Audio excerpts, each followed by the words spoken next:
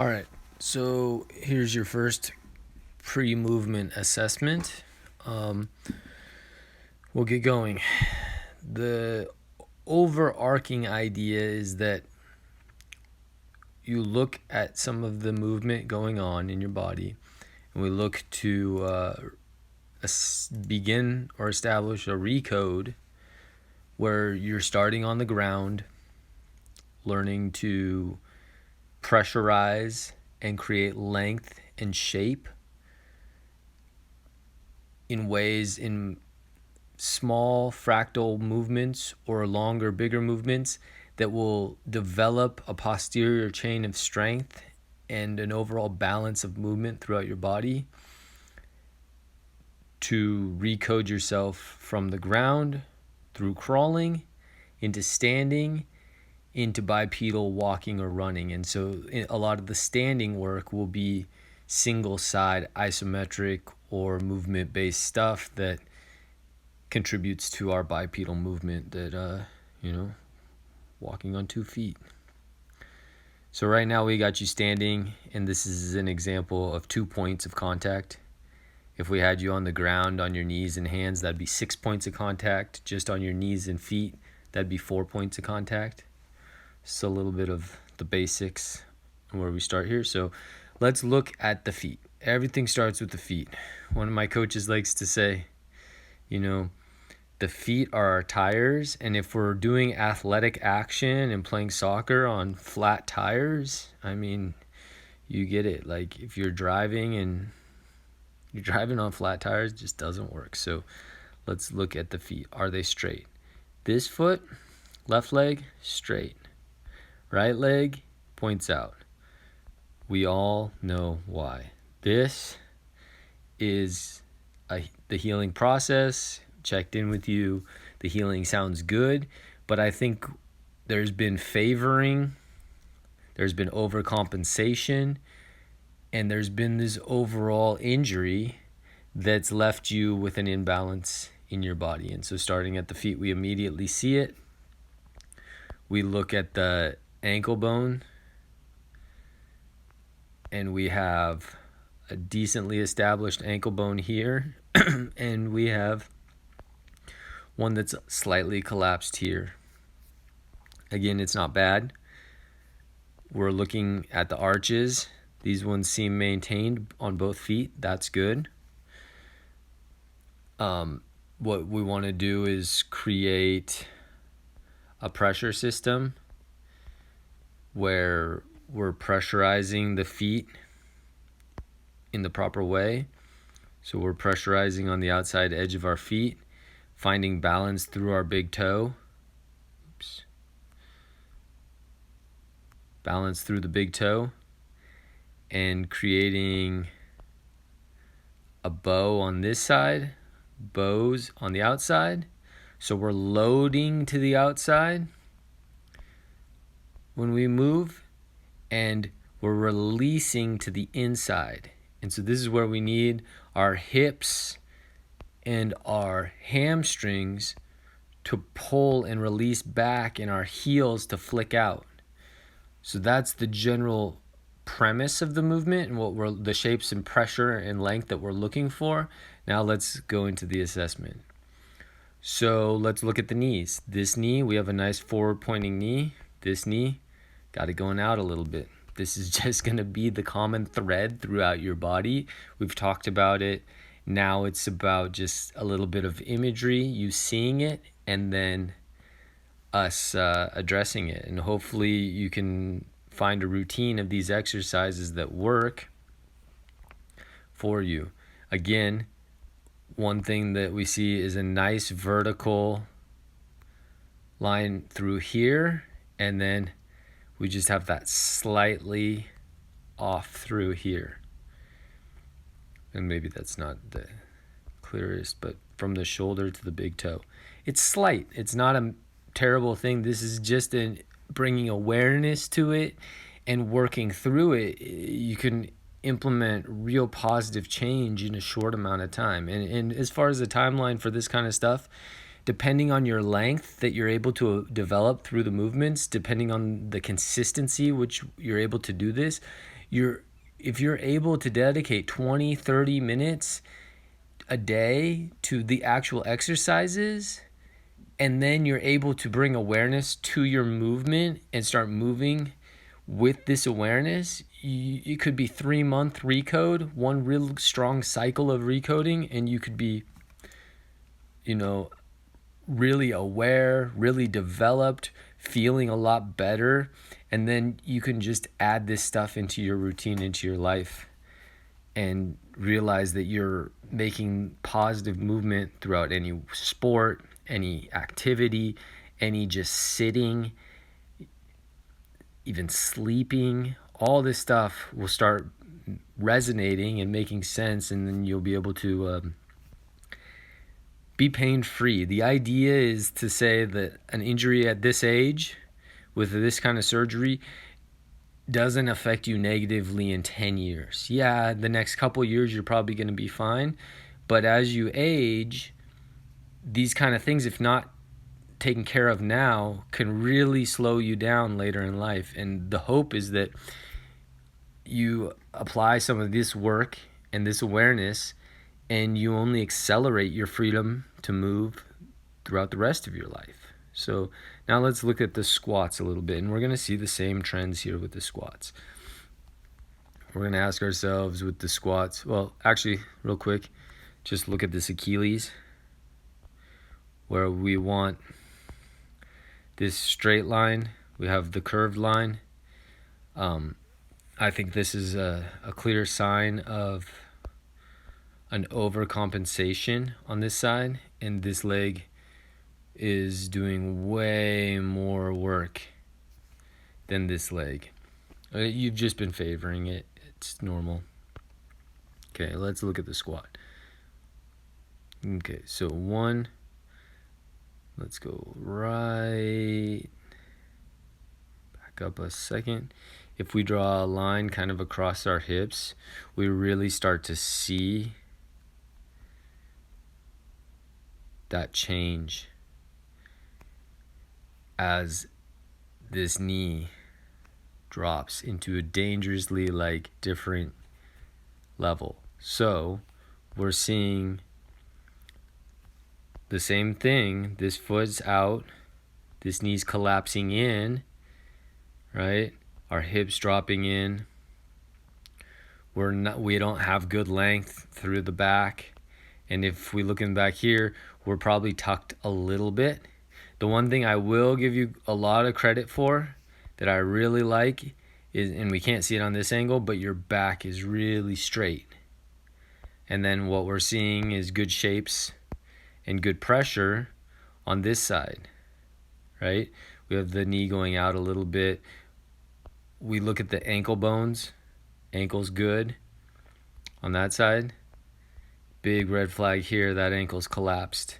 Probably putting way too much pressure on the big toe here, where our left side is doing a lot better work. All right, let's look at the hinge. And we can't really see it, but that's going in really good. Straight foot, good. We want to be loading more through the back. We want nice long push through the back, but we don't quite have that. This we have slight out. This foot is looking a lot better, actually. I like this. This shape is much better down here. Good maintained arch. Toes are a little straighter. So our hinge has got positive things. I can see this knee, even though it's slightly out, it really wants to go in. We want it to be a green, and we want that interior rotation all the way up through our femurs. That's what you're looking for. At the same time, maintaining the strong foot. Flat tires bad, strong foot good. These feet look strong in this position. I like that. So then let's look a little bit on this backside, and you can see some of the things I'm liking. So we get into our squat, and let's take us all the way down. There's some really awesome things here, Halle. I love this. This straight back, this supports good movement, right? Really what we're having is probably some tightness through the hips. Let's clear that. Some tightness through the hips, a little bit of stuff going on at the knees, and we're having struggles with our feet. The length, the flexion is good. The pressure and shape is just a little off, and it's to no surprise. You've had a serious injury, and you've probably never really worked to strengthen this stuff in the way that I would be asking you to. And right here, this right here, we see there was a slight little tuck. Just a slightest tuck. And we want that little tuck right in here. We want that to happen a little bit lower, with the feet a little bit closer together and a little bit lower. But it's not bad. So let's look at this hinge. Feet are better. Bending the knees slightly, that's okay. This, really good length. Really straight, strong back, really good. We have the knees, when we know that there's slight internal rotation, which is good. And all we want to do is just get more length through these areas and keep this shape and find more length. And so that's all the consistent exercising is going to do. You're going to build that strength and length through the right shape and the right pressure and the work. So it's all good there. Here's another example of where we already see the collapse of the knee. But really, getting deeper into that, it's not bad. It's not a bad place to start all this.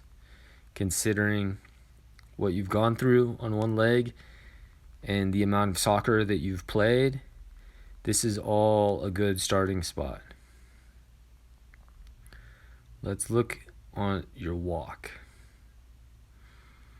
Okay.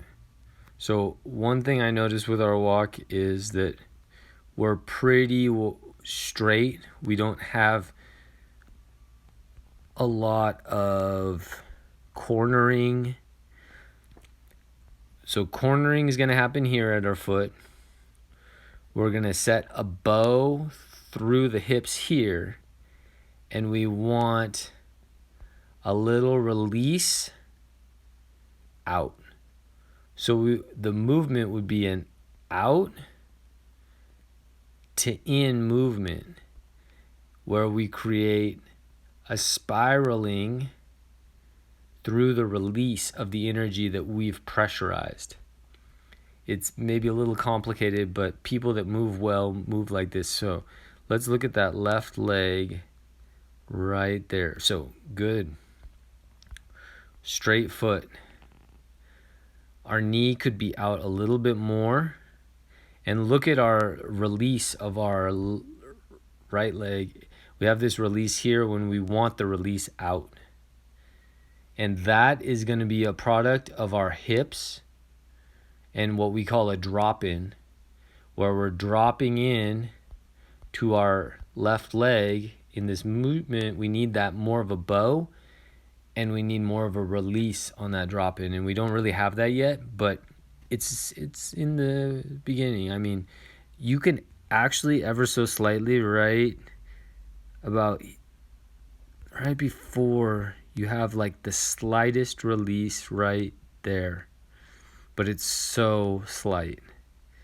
And then actually we're coming out, we're landing is okay.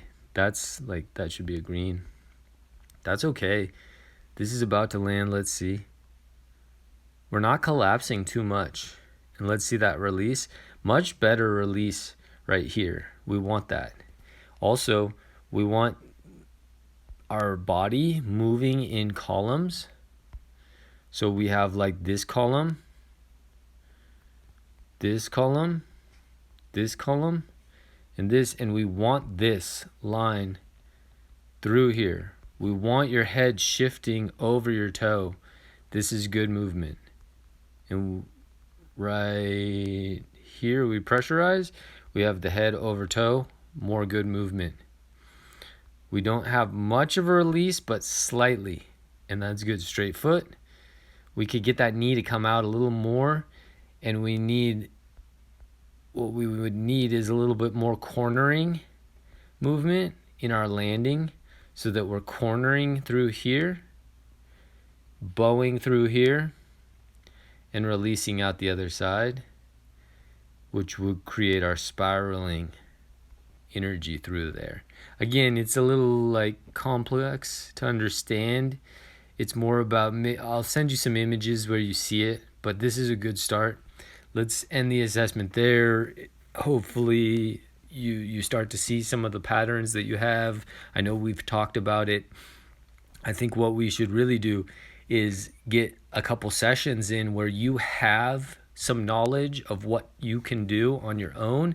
And like what I've told a couple other soccer players that I work with and myself is that this is stuff you could do with a yoga mat before you go to practice. I know you're busy, but if you can find 20 minutes of work, 10 minutes of work, the right work, creating the right pressure, the right shapes, and starting to develop the length under tension, that could be like before you get in the car, you hit this stuff, you get out of the car, go to practice, and you start your dynamic warm-up, but you just like check your body, like, hey, how tight are my hammies right now? Am I getting my glutes activated, or am I moving with my glutes? Am I pressurizing on the outside edge of my foot? Are my inside ankle bones high? Every step of this dynamic warm-up I'm hitting with my team, I've already created a kinesthetic awareness, intelligence to my mind and my muscles.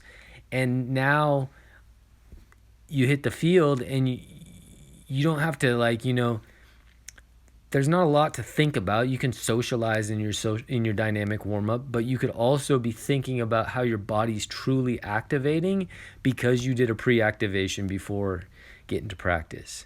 And it was this stuff. So that would be my hope, is that you're given some tools and we work together briefly to get you those tools, and then you start applying it. Then we can check back in and see your progress. We can do another assessment. We can add the running part.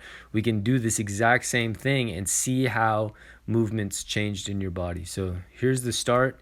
And yeah, hopefully we can start working on this stuff.